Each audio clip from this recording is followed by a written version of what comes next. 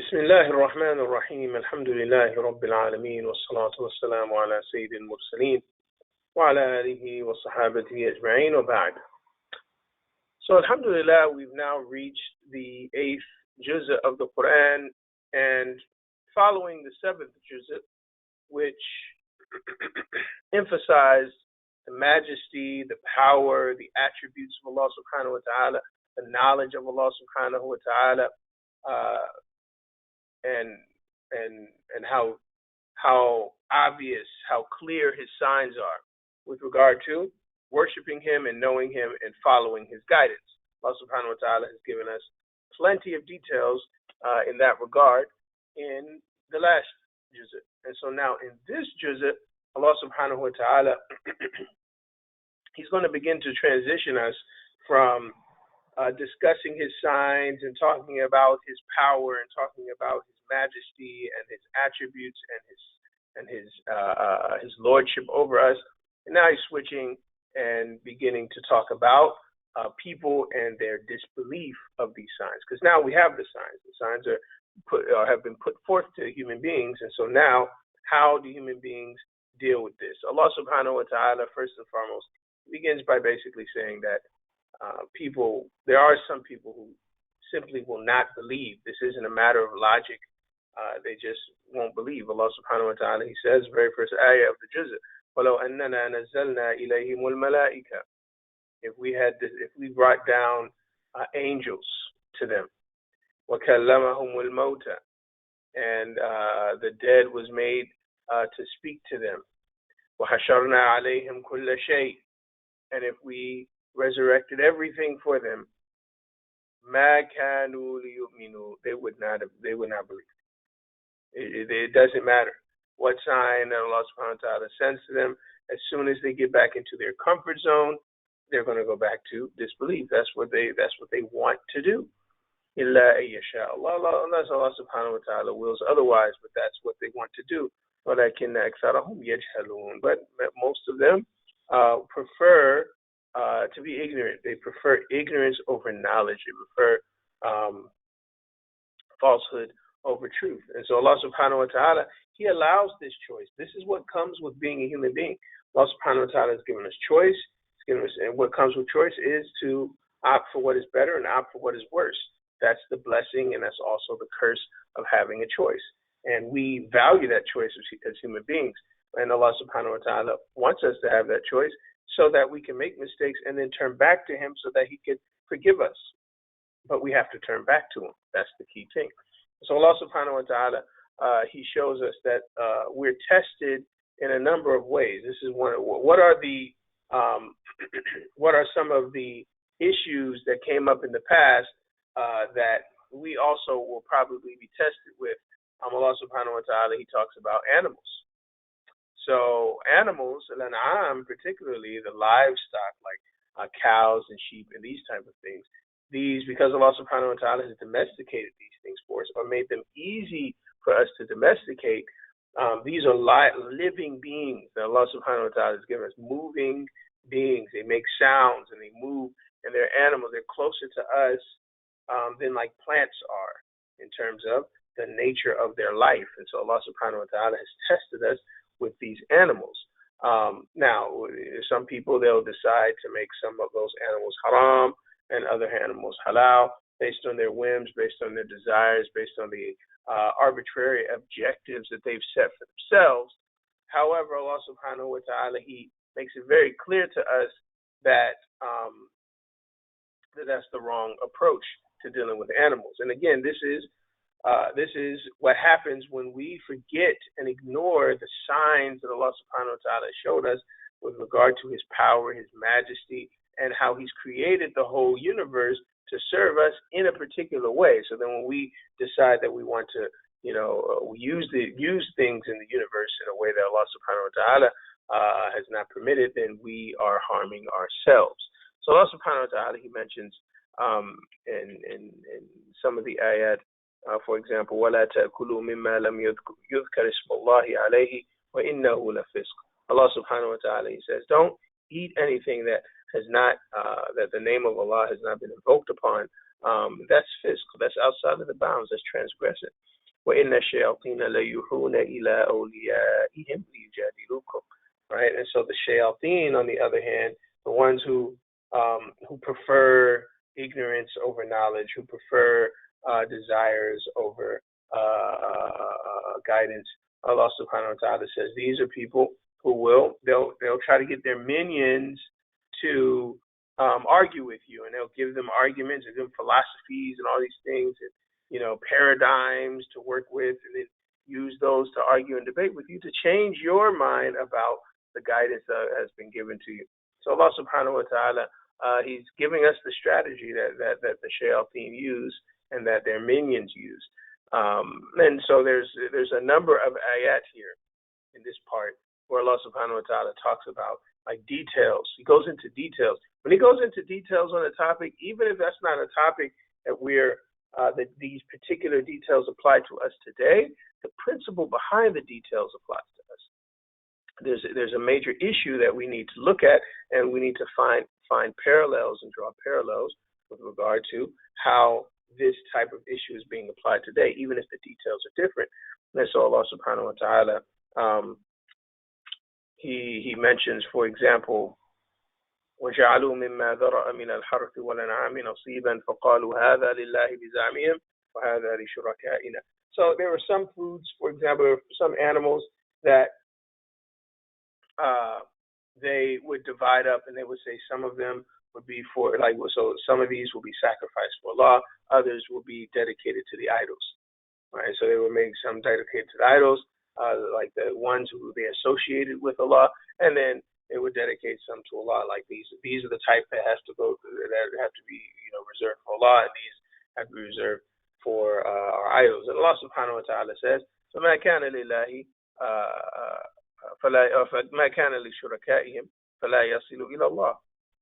So when it comes to the ones that they associated partners with, that sacrifice doesn't get to Allah. That sacrifice isn't dedicated to Allah. So Allah subhanahu wa ta'ala isn't going to reward that. وَمَا كَانَ لِلَّهِ فَهُوَ يَصِلُ إِلَى شُرَكَائِهِمْ. And then at the same time, they're claiming that they're giving Allah His right, but they're not giving Allah His right. They're giving Allah's right to their idols. So what Allah subhanahu wa ta'ala, the right of Allah subhanahu wa ta'ala is still not being upheld. Instead, it's being given to these idols. So then their judgment is terrible. This is just terrible judgment on their part. And so Allah subhanahu wa ta'ala, He goes into a lot of detail about these type of things. We have to also look at the type of food we're eating, how we justify if it's haram food, how we justify why we make it halal, or why we make certain foods forbidden for ourselves, or even certain practices, certain aspects of worship, or certain aspects of life, not just worship, forbidden. Instead of just following the general guidance, the entirety of the guidance the Prophet sallallahu alaihi wasallam came with, the wisdom they came with, if it's applied in its universal nature, then it will solve all the problems we're trying to solve. Instead of, okay, well, I'm not going to follow the sunnah, so I'm going to follow some other philosophy or lifestyle that's going to fix my problem. If you're going to make if that turns into creating something haram or making something haram for you that isn't supposed to be haram for you, then you shouldn't do that. Or making something halal for you that shouldn't be halal for you, then you shouldn't do that. And so again, these are details that Allah subhanahu wa ta'ala goes into. The end of the day, the question isn't so much what is haram or what is halal. The question is who has the authority to determine what is halal and what is haram. Allah subhanahu wa ta'ala has that authority. So Allah subhanahu wa ta'ala tells us, or He tells the Prophet sallallahu alaihi wasallam, and via him, He's also telling us. He says, قُلْ تَعَالَوْا أَتْلُ مَا حَرَّمَ رَبُّكُمْ عَلَيْكُمْ. So He says, come, tell them to come, talking about the people of other faiths, right? أَلَّا تُشْرِكُوا بِهِ شَيْئًا. So this is what Allah subhanahu wa ta'ala has made haram.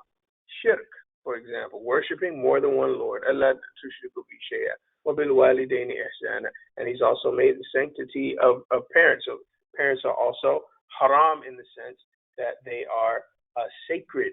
They have to be treated in a particular way. It can be treated like everyone else, right? And so have to be treated with respect. ولا تشركوا بي شيئا وبالوالدين إحسانا وذي القربى واليتامى ولا تقتلوا أولادكم من إملاق, and don't kill your infants and children out of fear of poverty. نحن نرزقكم وإياهم. We'll give you provisions, and we'll give them provisions. And here Allah subhanahu wa ta'ala says, وَلَا تَقْتُلُوا أَوْلَادَكُمْ مِنْ إِمْلَاقٍ, not خَشْيَةَ إِمْلَاقٍ. In another ayah, Allah subhanahu wa ta'ala says, خَشْيَةَ إِمْلَاقٍ, out of fear of poverty.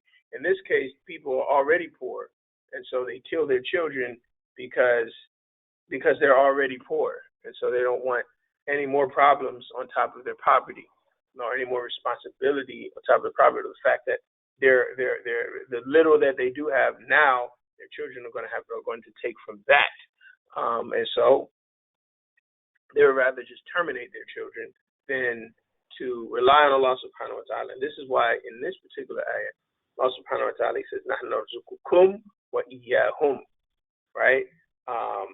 I will provide, or we will provide for you and for them. In this particular, the reason, and in the other ayah where Allah subhanahu wa ta'ala mentions khashyata imlaq, fear of poverty, not poverty, so they're not in poverty, but they're afraid of becoming poor due to having children. So this is a common issue. This idea of like fear of like a diminished lifestyle due to having kids. So you don't have this problem, but you're afraid of having this problem. Allah subhanahu wa ta'ala says in that ayah, نَحْنُ نَرْزُقُهُمْ وَإِيَّاكُمْ, He will provide for them and He will provide for you. But He switches the order here. In this case, He says He provide for you, then provide for them. In the other ayah, He says He provides for them, then He provides for you. And for the sake of time, we'll just leave it there. You want to think about that and find the other ayah. And if you find it and you want to get more more context on that, or why they're different, leave something in the comments, and inshallah maybe we can discuss it. In any case, Allah subhanahu wa ta'ala, He says, don't kill or terminate your children out of poverty because you're poor or because you're afraid of poverty. And avoid major abominations, like major sins. وَلَا تَقْرَبُوا الْفَوَاحِشَ مَا ظَهَرَ مِنْهَا وَمَا بَطَنَ, like fornication and these type of things. Stay away from it. The explicit and implicit forms of it. Allah subhanahu wa ta'ala. So these are things that Allah subhanahu wa ta'ala has made clearly haram. There's no kind of ambiguity. There's no room for a person to have their own opinion or things like this. Allah subhanahu wa ta'ala has made these things haram. وَلَا تَقْتُلُوا النَّفْسَ الَّتِي حَرَّمَ اللَّهُ إِلَّا بِالْحَقِّ, and do not kill anyone that Allah subhanahu wa ta'ala has sanctified. Like a person is naturally innocent until proven guilty in Islam. You have to prove the guilt of someone. So long as they're innocent, they're haram. They have rights, right? They can't be treated just like anything. You can't use them or you can't do anything to them without divine permission. So Allah subhanahu wa ta'ala says, don't do it without a right. And so Allah subhanahu wa ta'ala, he lays out the things that are haram so that we don't have to try to figure it out on our own and then come up with assumptions and these type of things. And so Allah subhanahu wa ta'ala, and towards the end, he basically tells us through like the example of Sayyidina Ibrahim alayhi salam, that we should focus on making the religion for Allah and not so much for us, or the religion for our tribe, or the religion for whatever, anything other than Allah. This is your religion. قُلْ إِنَّ صَلَاتِي وَنُسُكِي وَمَحْيَايَ وَمَمَاتِي لِلَّهِ رَبِّ الْعَالَمِينَ. My life, my death, my rituals, my sacrifices, my salat, all of this is for Allah subhanahu wa ta'ala. La sharika la, and I'm not doing it for anyone other than Him. وَبِذَلِكَ أُمِرْتُ, and this is what I've been commanded to do. وَأَنَا أَوَّلُ الْمُسْلِمِينَ, and I'm the worst of the Muslims. So Allah subhanahu wa ta'ala says, like, make this religion Allah's religion. Don't try to make it your religion by customizing it to fit your needs. Allah subhanahu wa ta'ala, through the Prophet sallallahu alaihi wasallam, He's given us, through the Prophet sallallahu alaihi wasallam, a universal, flexible religion anyway. It's already malleable to, like, it's already built in to be malleable when needed for certain, issues and certain situations. So it's just best to learn it. Don't be, as Allah subhanahu wa ta'ala says earlier in this juz, don't be people of ignorance. And then from ignorance, we want to interpret things the way we want to interpret it. No, interpret things from a standpoint of knowledge and applying that knowledge correctly. So Allah subhanahu wa ta'ala, from there, He goes into, so that's the end of Surah Al-An'am. Right? And then we go into Surah Al-A'raf. In Surah Al-A'raf, Allah subhanahu wa ta'ala, He's transitioning now from Surah Al-An'am is about Allah's power and His authority and His majestic attributes, and how we have to take these signs, accept these signs. And some people won't accept them, but we just can't follow these type of people, especially when you have, as He mentions in this juz, actually in Surah Al-An'am, that Allah subhanahu wa ta'ala has allowed disbelievers and shayateen to have leaders among them. So you always have these leading people who are trying to misguide the believers, and you have the prophets, on the other hand, who are the enemies of these shayateen. And these people or these prophets are guiding people to the light, and then you have all these shayateen and devils misguiding people to darkness. And so this kind of struggle is going to be there. So Allah subhanahu wa ta'ala, because human beings have choice, so Allah subhanahu wa ta'ala just tells us, remember the signs I'm giving you. Remember to turn back to me. Remember that this religion is mine, not yours. And He's giving us as believers the strategy that we need to overcome this struggle. And so now that we have that, now we get to Surah Al-A'raf, where Allah subhanahu wa ta'ala talks more about the struggle itself. Right? And so now we have the signs, we have the magnificence of Allah subhanahu wa ta'ala.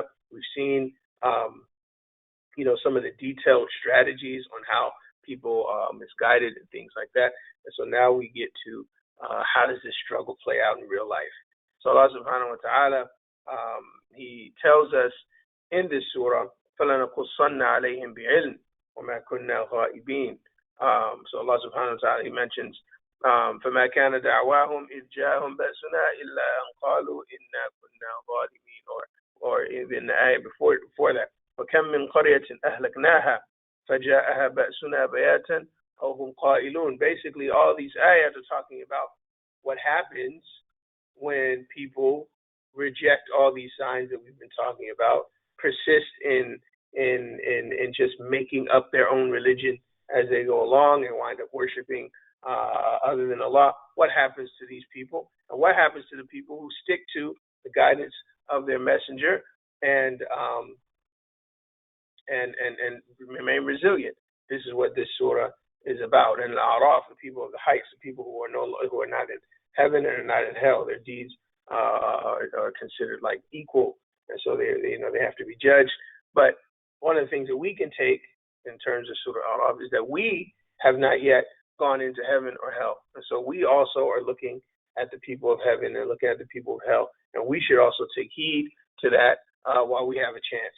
So Allah subhanahu wa ta'ala, He starts giving us stories about this. Right? He starts off with the first disbeliever, just as He did back in the first juz, the first disbeliever being Iblis.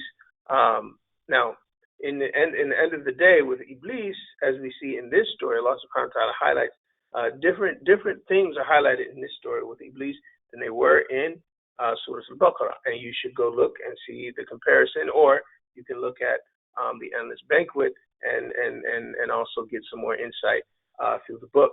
But one point that we want to mention is that Iblis, he decided to follow his desires instead of following knowledge. So Allah subhanahu wa ta'ala had already given him knowledge.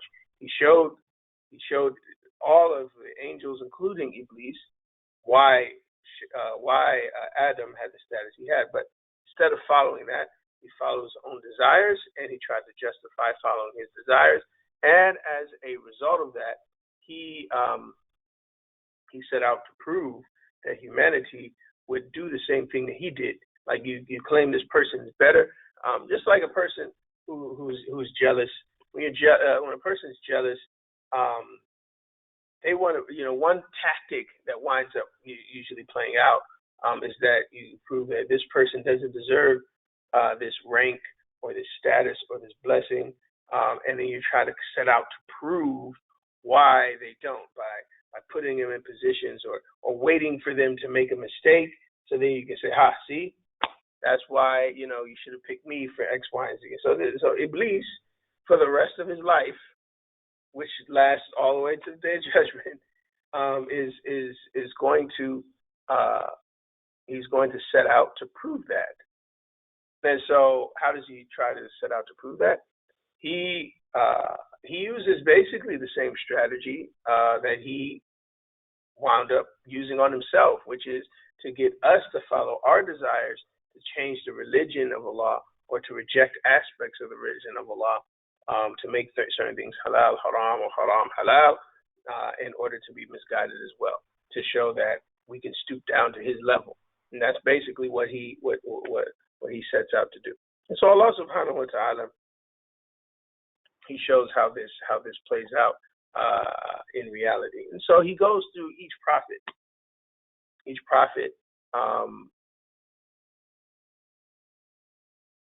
how each prophet dealt with this issue, this struggle between recognizing Allah's signs, recognizing Allah subhanahu wa ta'ala's guidance, and following it and staying steadfast, and then the people who rejected it and decided that they were going to take their chances with Allah subhanahu wa ta'ala and just follow their desires instead, and follow ignorance.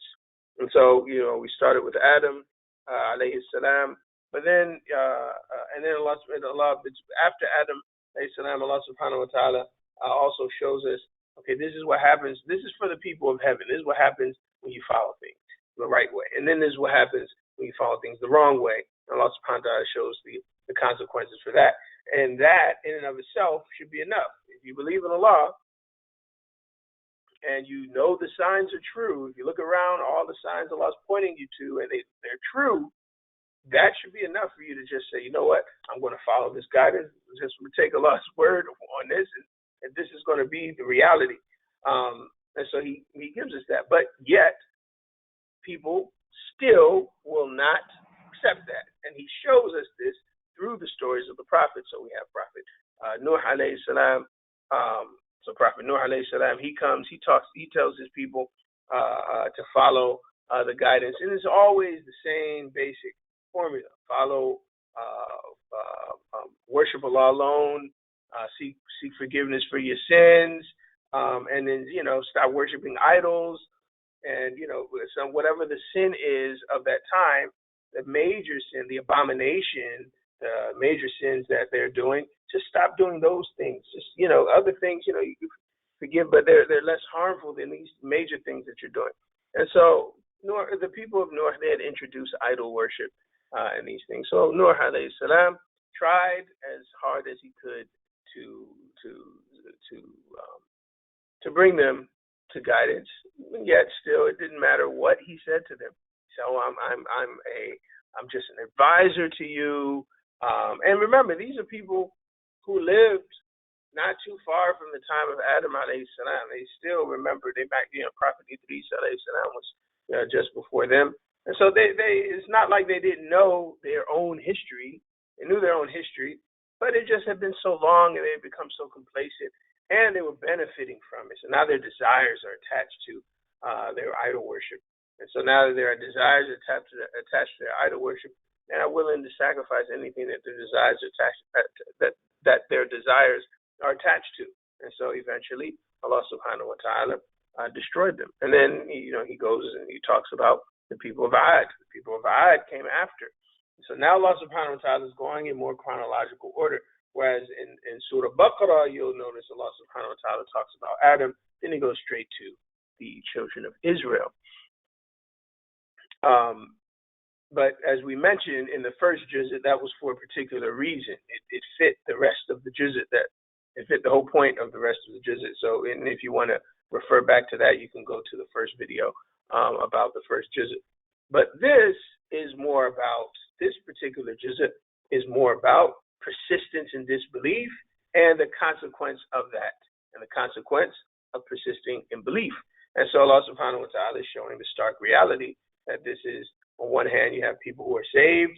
On the other hand, it always ends the same way. It doesn't change. Allah subhanahu wa ta'ala is telling people, listen, this is how it always winds up. And so Nuh alayhi salam, he was saved, and the people, and Allah doesn't go into much detail about how he was saved. That comes later in future surahs. But he just tells us at least the basic principle. He's saved, they're destroyed. Same thing with people of Ad. Now, people of Ad, pretty much the same thing. And then again, Allah talks about these leaders that kind of make decisions on behalf of everyone, and everyone kind of follows those decisions. So the tribal leaders basically say, no, we don't believe in you, and they make all these bogus arguments. Like, for example, the people of Ad, they said, قال الملأ الذين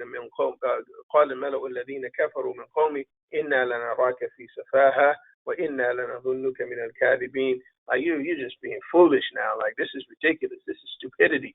What are you talking about? Like, so they were like downplaying him, belittling him, right? And the people, they listened. They didn't reject what their leaders were saying, and so they wound up being under the same judgment as their leaders. And Allah talks about this earlier on in this juz'ah in Surah Al-An'am, is that you'll have people who rise to leadership in kufr, in disbelief, and they wind up, pushing and prodding and motivating their people under them to continue in this disbelief. But they're all, as Allah subhanahu wa ta'ala will show throughout the Quran, all of them go to hell if they don't repent and they don't turn back to guidance and goodness. They all still are punished, and they can't use each other as an excuse for why they were misguided, because the Prophet came to all of them. And so again, they in the case of people of Ad, they say the same thing. And you notice this is the same approach that this prophet uses as a similar approach that the Prophet Nuh used. But again, these people decided to follow their desires over the knowledge that was given to them, and similarly, they were destroyed like the people before them. Now, again, Ad, just like the people of Nuh, remember Adam alayhi salam and Qabil and Habil and Idris and all these, they knew all of this history. Similarly, people of Ad knew the history of the people of Nuh, right? And so it's not like they were going to be surprised that something like this would happen. Then you have the people of Thamud, same thing. Again, this is all generally in chronological order. So Allah subhanahu wa ta'ala shows us that they did the same thing. Same story, nothing changes, same story. You notice that the prophets kind of adjust. Obviously the prophets are learning how to become more nuanced and how to try to find, different approaches that might be more or less, effective, but it doesn't make any difference. This is why in the beginning of the surah, Allah subhanahu wa ta'ala, he consoles the Prophet sallallahu alayhi wa sallam. In the very beginning of the surah, he says,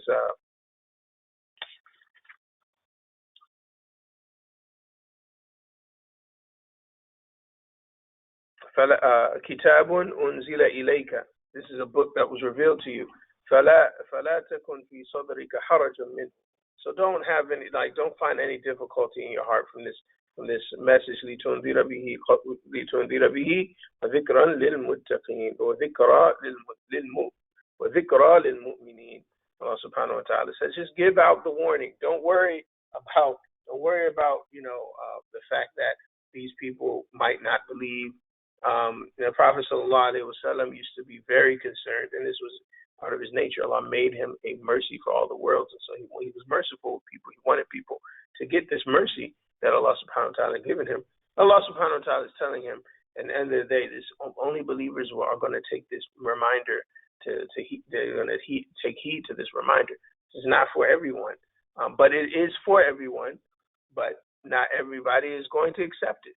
That's just the reality. This isn't new in history. It has nothing to do with your lack of ability or your lack of skill with regard to giving dawah. No, there are people, prophets before you who did the same thing, but they had the same outcome for some people. Or obviously, the Prophet sallallahu alaihi wasallam had the most success of all the prophets combined, and more. But even with that, even just one person was very difficult for the Prophet sallallahu alaihi wasallam to allow one person to be misguided out of his the level of his concern for his ummah. In any case, so we have the same story happened with the people of Thamud. They reject their prophet, and again, their leaders are the ones who kind of lead the charge. The chiefs and the leaders, the thinkers, the intellectuals, whoever the leaders are at that particular time. They could be political leaders. They could be strong-arm leaders like military leaders. They could be intellectuals and academics. They could be the activists. They could be all kinds. It doesn't matter. These are people who the crowd listens to. These are people who the crowd is influenced by the most. And instead of following guidance and taking heed, as Allah subhanahu wa ta'ala will show in other parts of the Quran, there are some people out of the people who are being called to Islam, some of them actually take heed, and then they go back to their people and they try to convince them. But even the people from their own group who convert, who try to convince them, don't convince them. So Allah subhanahu wa ta'ala shows that now they become more aggressive here. So you start seeing the escalation beginning to happen as history unfolds. The time of Noah, is just a lot of back and forth talk between them. And then when you get, to the people of Thamud, by the time you get to the people of Thamud, now you have an escalation of the sign. So the sign this time is a whole camel, or like a whole animal that comes out of a rock, right? Again, this was appropriate for the people of Thamud because they built their houses out of rocks. So for them, this was a miracle. This was like a major thing for them. Because they knew mountains very well. They would go in mountains and they would make, and you can still see their homes. And there's a link in the book to certain videos where you can see their homes and everything. So in any case,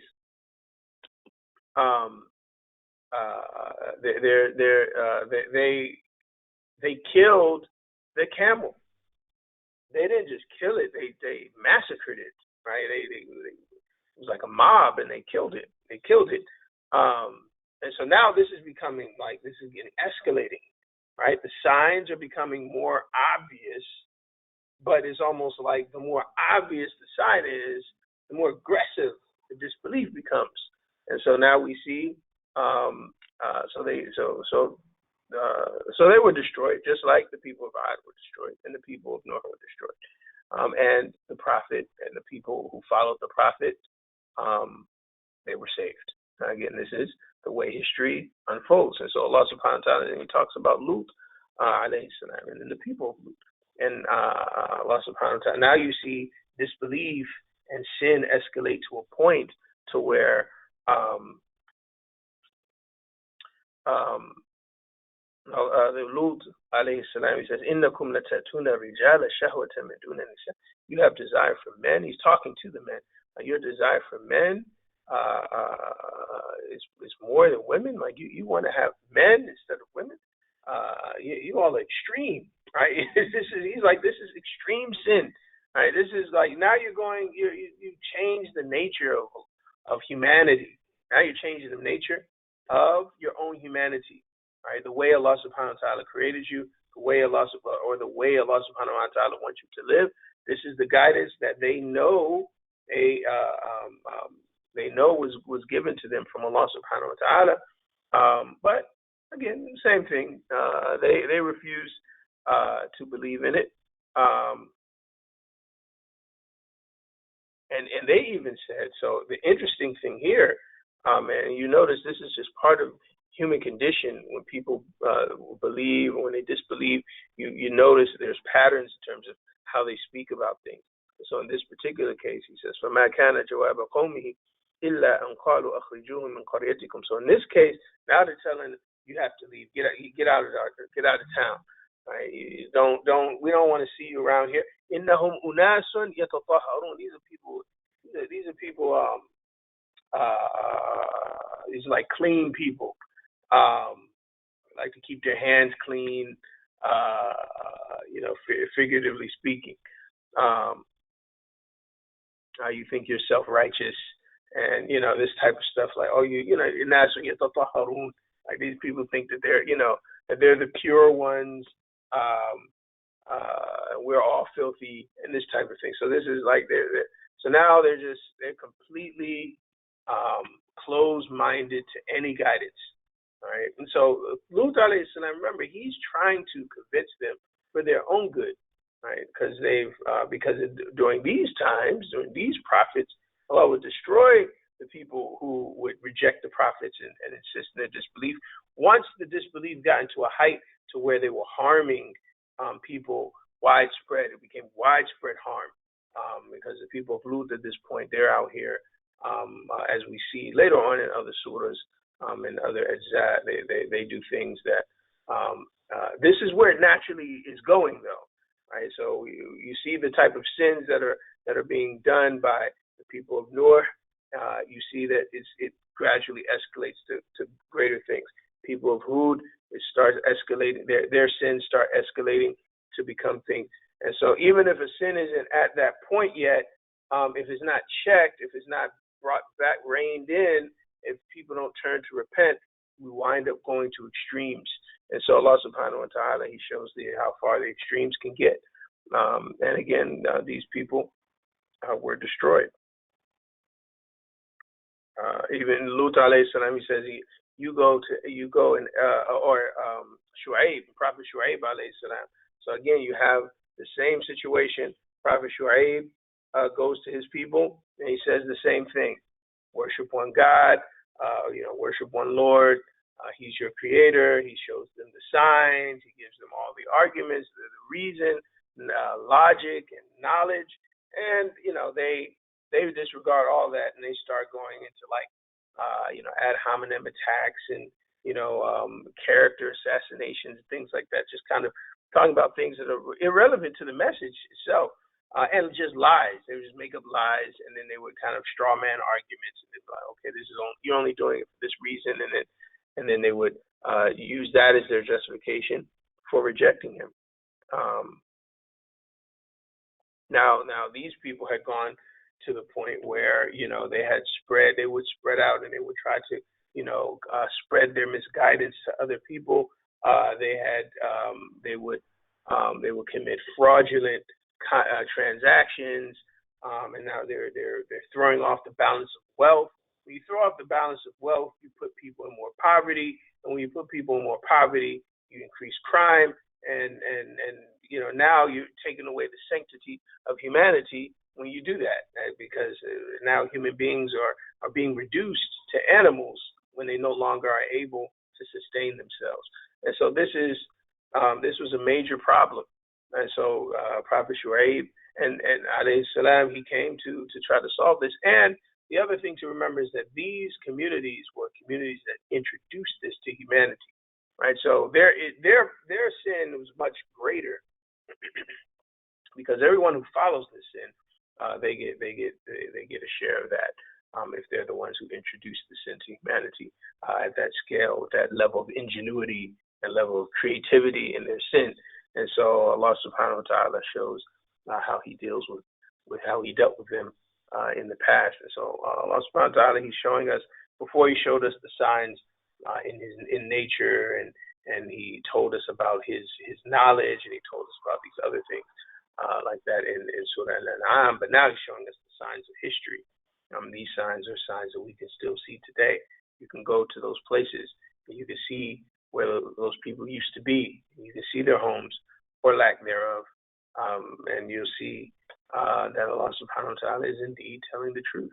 And hopefully those who have Adam's weight of sincerity and have some level of fear of um, of a hereafter where they would go to hell, they would take heed to it and they would start following the guidance and try to, start preparing themselves for the reality of death and what's going to come after that by living a good life based on the life that Allah subhanahu wa ta'ala has instructed, a life that Allah subhanahu wa ta'ala has instructed. But some people, they will, reject it and they, opt to see the reality in the hereafter, as we will see in the next juzah. Allah subhanahu wa ta'ala continues to go into that and talk about that in more detail.